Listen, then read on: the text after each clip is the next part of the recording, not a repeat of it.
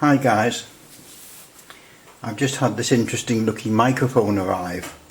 It came attached to a CB radio, but I think I'll separate it from it. It's a Pama, as you can see, Pama power mic. Got a dial on the back here somewhere for adjusting the power level. There.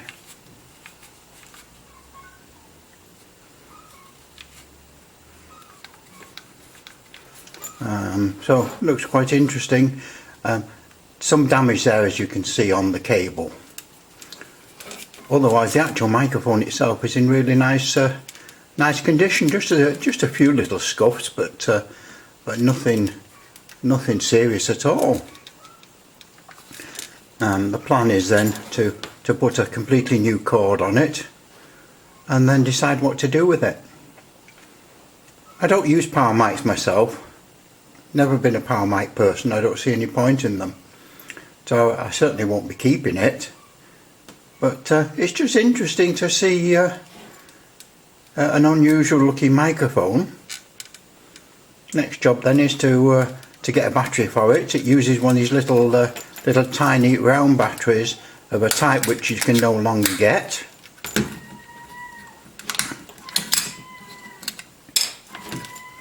Little round battery goes in there. You can't get the one it specifies, you can't get. It's a 7-volt round battery. I think you can get them from the States, but very high prices. But it's suggested that there is a near equivalent which is 6 volts and it will work. Oh, watch this space.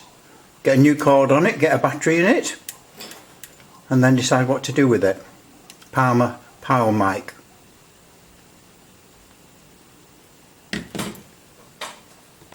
Today I'm going to have a look at this power mic and see what I can do with it. I've got some batteries for it now.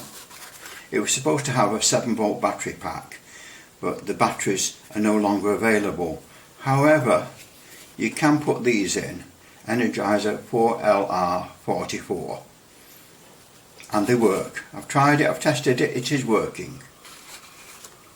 So now I'm going to tattle this cord, because that's horrible. You can't use it like that. I mean, it could be taped up, but it's not nice, because it's a quality item and it deserves a quality cord.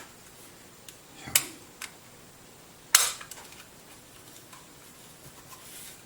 The trick is to get into it carefully, treat it with respect. There's one screw there, so we'll undo that and see what happens.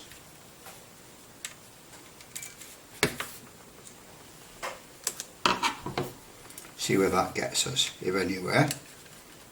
Yes, it's coming apart. Gently does it. There we go, and we're now inside. So here's the wires that we want to get to. Take this little grommet thing out.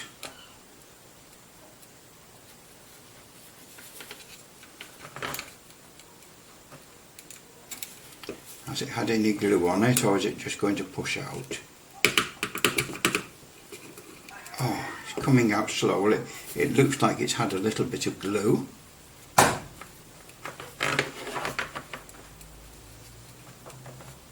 It's coming out. Oh.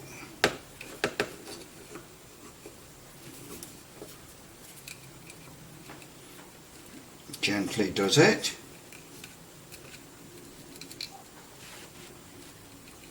There. And we've got some kind of metal clip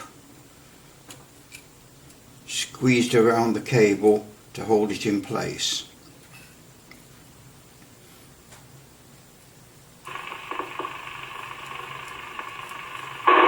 Now, channel 19 just sprang to life. Somebody keying up. So what colours have we got here now? We've got a blue. Let's draw this out. We've got 1, 2, 3, 4, 5 pads there.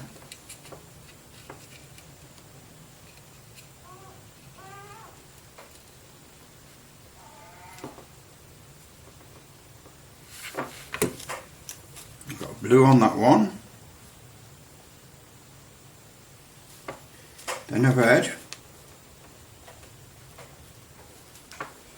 Then a red. Then the screen.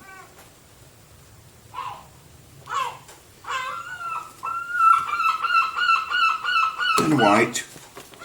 Can you hear that? When you live by the seaside, all you ever hear is seagulls screaming. And then finally we've got a black.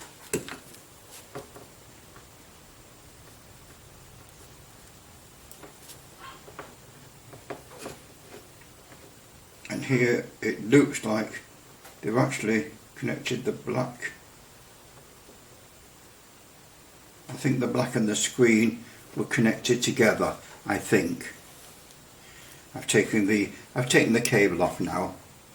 It was a bit odd because it came with a Uniden radio on eBay, which was supposed to be working, as these things are on eBay.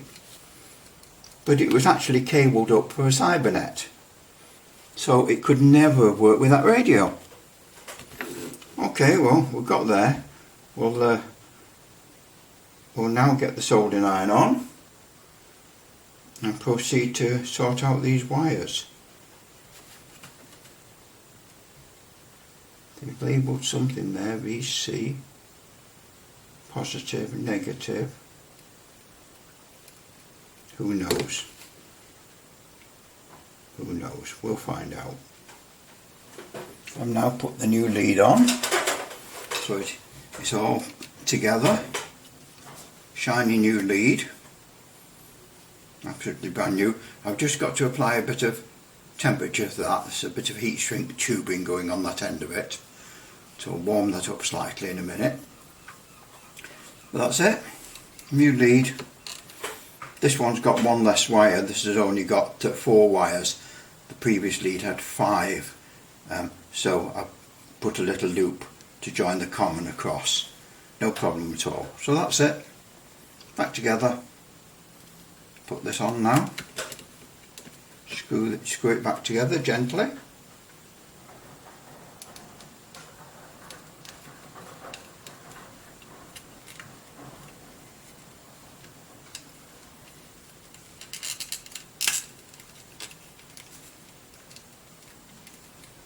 Bit of pressure needed there to get it all together.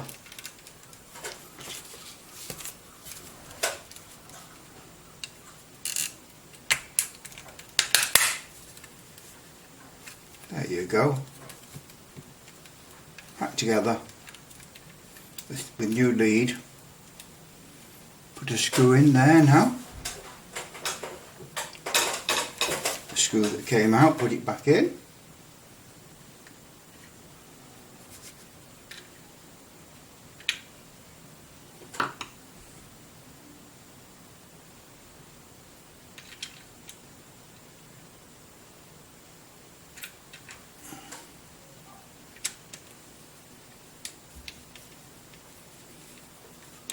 Try and find the original thread so we don't damage things unnecessarily. There we go. We shall now put a little bit of heat on that end, put the battery in, and we'll give it a test and see what it sounds like. This is the little power mic I've been working on. So it's got a nice shiny new lead on it now. None of that horrible damage we had. Nice bit of heat shrink, taking it into the plug so it makes it thicker. And I'm now going to try and demonstrate it working.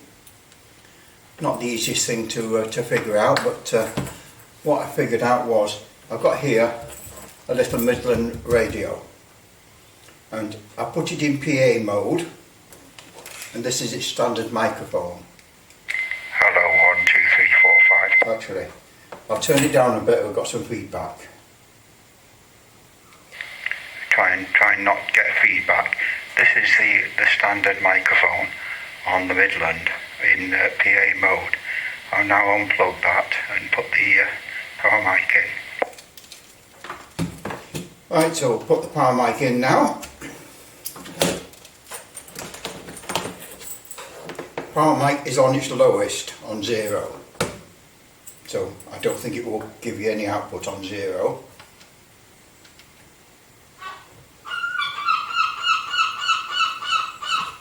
Welcome to the seagulls. This is on 0, nothing.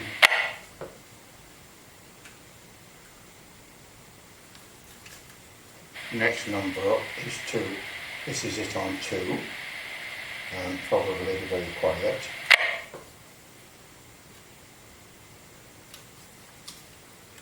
Next number is number 4. So this is it. This is it on 4. 1, 2, 3, 4. Hello.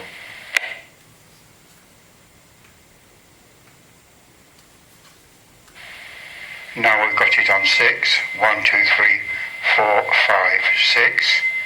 We've got it on 6.